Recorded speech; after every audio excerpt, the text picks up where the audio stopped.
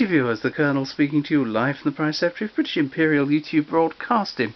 And what monstrosity have we got to show you today? Well, this is what I suppose we've nicknamed the Dalek-o-phone, for reasons you'll see in a moment. This was brought along by the Squire, its owner, to the last Witney Gramophone gathering, and it caused an awful lot of interest. Unfortunately, my camera malfunctioned and you can't hear it at the Witney gathering, which is a shame because it performs astonishingly well. Let's describe it for you. As you can see, this is the reflector. That's the sort of horn or extension of the horn which goes up into there, and behind there is a diffuser. There's a sort of point to the back there. This is made of hardboard tiles which have been bolted together and held in this circular fashion. Right, now if I turn it round, you'll see the side, and that's why we call it a Dalek-o-phone, because it looks like a Dalek's head. Those are the hardboard tiles bolted on, hundreds of bolts, and we go round, and there is the back of it. Now these fins hold the curved sections in place, and there's the central boss. There's the back of it, and there we are. Now this is a most extraordinary machine. It's handmade, as you can no doubt guess. I don't know by whom, and I don't know when. I assume 1970s or 80s, and the chap was very, very clever, because, let's take that off, that's actually the counterweight. Now, you can see the tone arm. That's an Atlas Nova phonic tone arm, and a lot of silly people might assume that it goes straight under there and comes back up here. It doesn't. What it does, let's pull up the motor board, there we are. Now the inventor was very clever in that he invented, there we go, a locking device there to hold the support in place. Well, there is the horn. It comes down from the tone arm, goes right round here and up, and so there's 7.5 feet of acoustic length from the back of the soundbox to this point, and I suppose if we add these bits, that's 9.5 feet, which is a heck of an acoustic length, as it were. Nothing else of excitement in there. Fortunately, the motor is a Garrard number 11A, double sprung. Could do with something a bit punchier, really. I might actually, well, the scribe was telling me yesterday he might put in a Simpsons electric, make it a bit easier. Anyway, it is original as it is. Now, I don't believe the bloke who built this, and as I say, I don't know who he was, started out to make this.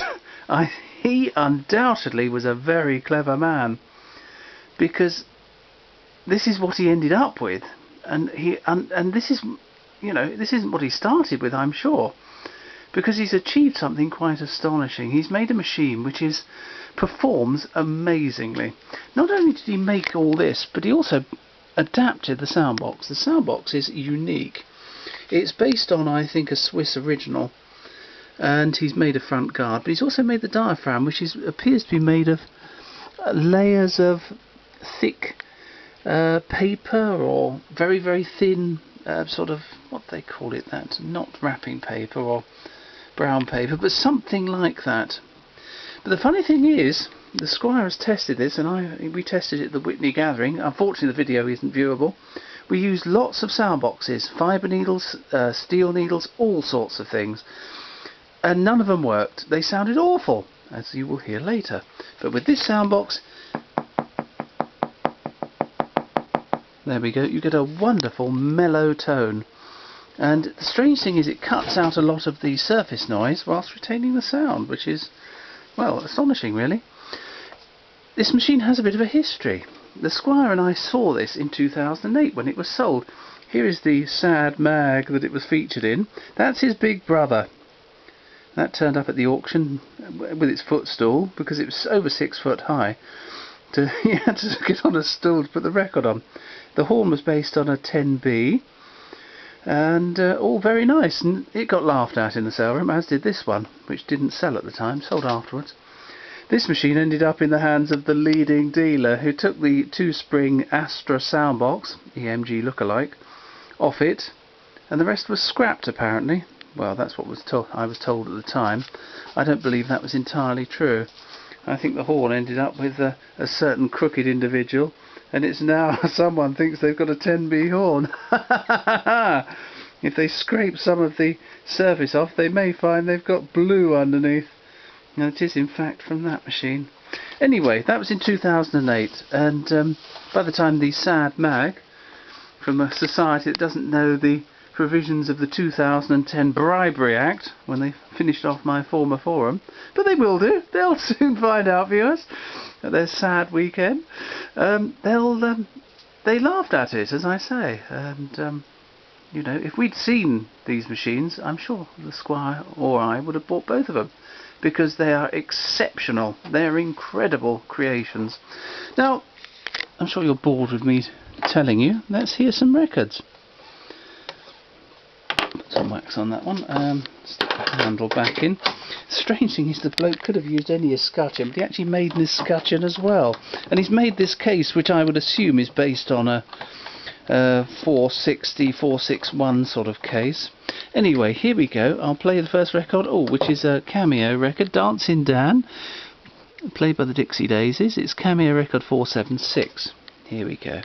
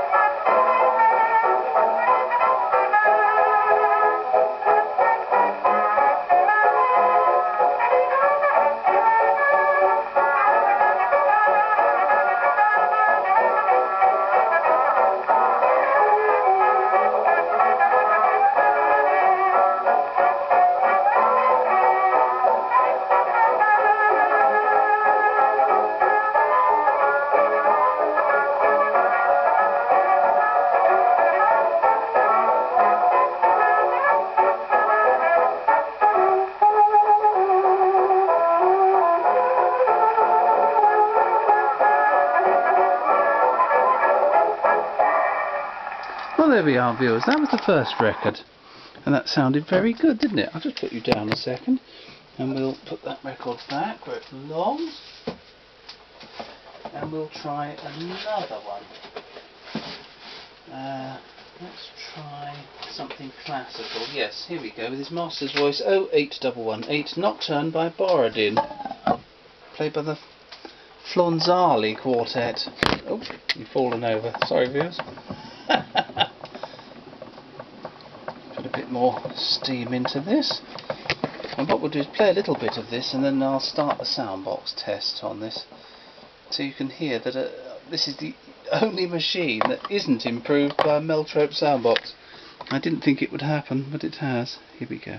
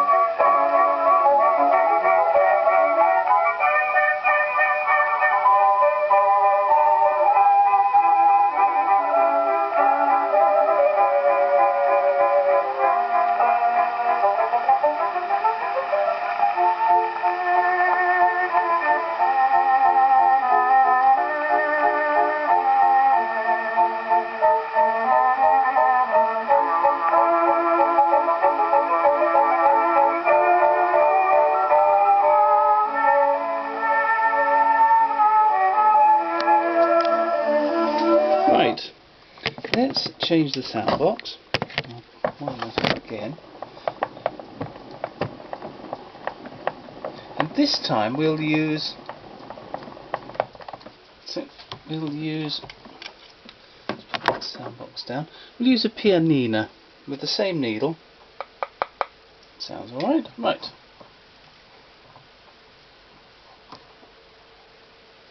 Here we go.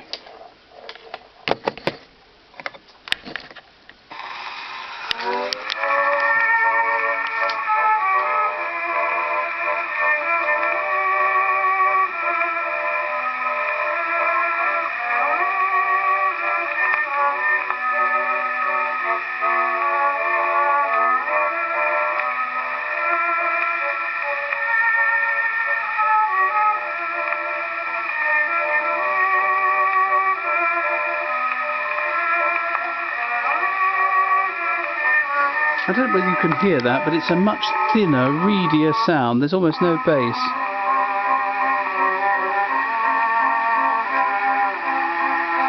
Right.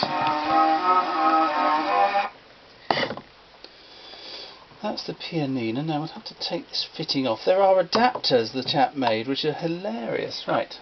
Let's try a perfectly standard Meltrope 3. Right. Here we go.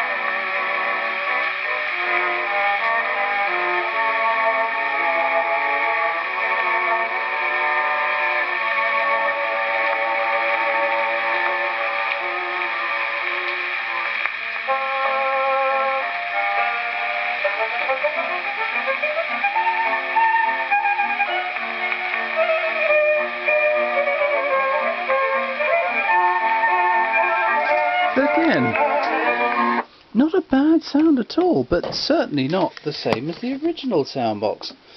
Very, very strange. Oh, there we go. So I don't quite understand it, but the chap has matched the Soundbox and diaphragm which he created to the machine, which is a very difficult thing to do. And let's face it, a Meltrope 3 can run any of the EMG horns, so why can't it run this one? I should have stressed that the tubing that goes down from the tone arm all the way up here is exponentially tapered, which is extraordinary, really. How he did it, I don't know. You know, anyone can get parallel bore tone arms and tubing of any length, but getting it to taper requires, well, formers, I suppose. And, I don't know, all sorts of technical abilities. Let's play another record. What have we got here? Ah, yes, that's a great paper. Paul Whiteman, yes, I like him. There it is. I found my copy. The Squire's got one. It's Kahlua, Blue Danube Blues Foxtrot by Jerome Kern, played by Paul Whiteman and his orchestra. B1397. Originally 2-855, so it must be a Victor recording. Anyway, I'll put some more steam into this.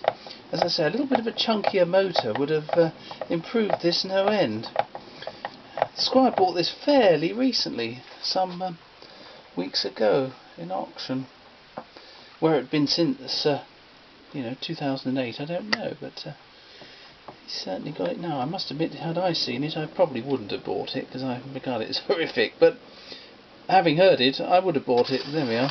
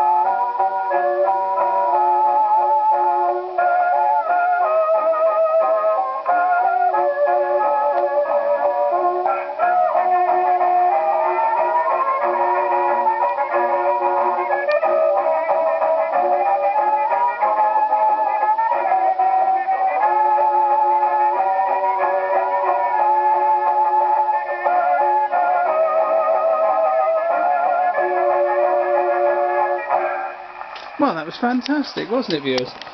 Let's go and find some more records. Well, not you and I, but just I.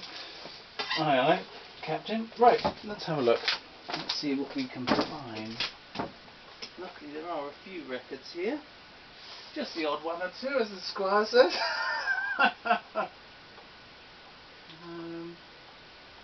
Oh, that's a good one. Yes. Well, yes, there's a few in this album. Let's have a look what we should play. I know. We'll play the Post-Dawn Gallop. That sounds like a bit of fun. Columbia DB364, played by the regimental band of Her Majesty's Grenadier Guards. Oh no, it would be his, wouldn't it? Recorded in the Central Hall, Westminster.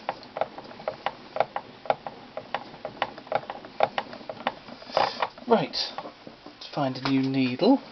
What did I do with them? That's difficult, isn't it? Everything's...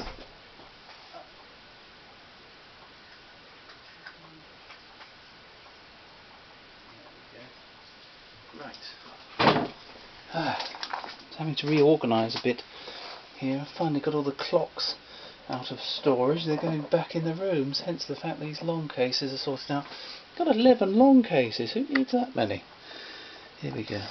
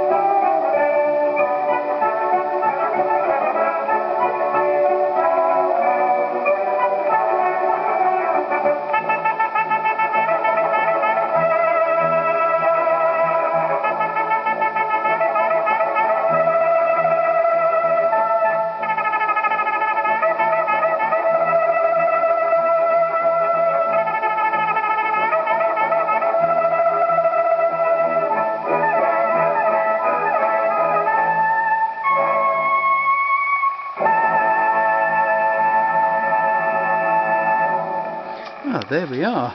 Let's try another record. It's rather fun having this here. I may borrow this for some time from the Squire, and you can have a bit of fun playing records. Only picked it up this morning. That's not it. Let's have a look. Oh dear, no. Should be more prepared, viewers, shouldn't I? But some people say they like these more al fresco videos. That's quite good, isn't it? Let's have a look. Must be something worth... Oh, how about Graham Bell and his Australian... Graham Bell's Ragtime 4. It's Parlophone, Australian Parlophone A7776 by the look of it. This is a worn record. Obviously enjoyed by some jazz fan, some rhythm fanatic as they're called.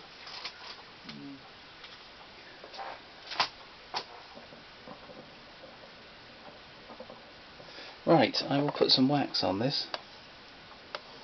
But isn't it astonishing what people can achieve? And of course Proudy and co laughed at it Typical. Shows how small-minded these people are. The leading dealer flogging off the other one, wrecking it. Typical of him.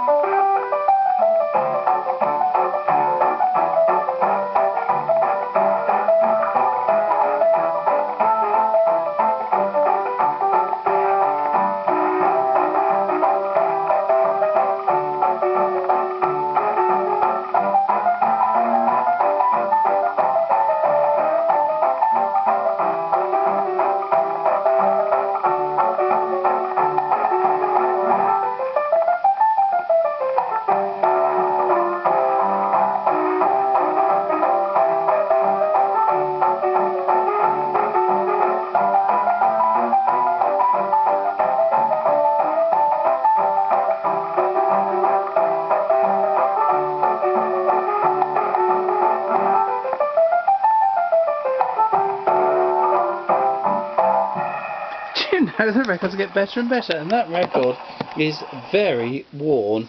I don't know what the original creator of this machine played on it. I have no idea. So I'm just guessing that he played stuff like that by the sound of it. Let's try a Jack Hylton record. Is Master's Voice B211? Oh, yes sir, that's my baby foxtrot. Change the needle. Oh, we'll lose the needle. I'll pick that one up later. On my cleaner will, perhaps. It's the duty of people of rank, such as myself, to employ others. I don't really feel terribly comfortable doing so, but it's what one must do, I suppose. Could do it all myself. But I've rather a lot to do these days. Here we go.